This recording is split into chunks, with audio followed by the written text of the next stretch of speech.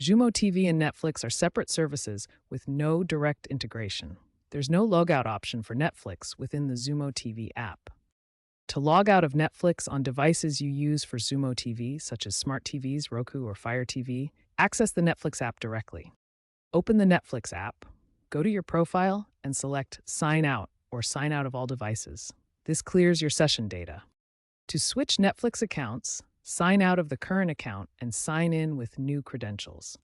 Remember, these steps are device-dependent, not specific to Xumo TV. Clearing cache data can resolve login issues.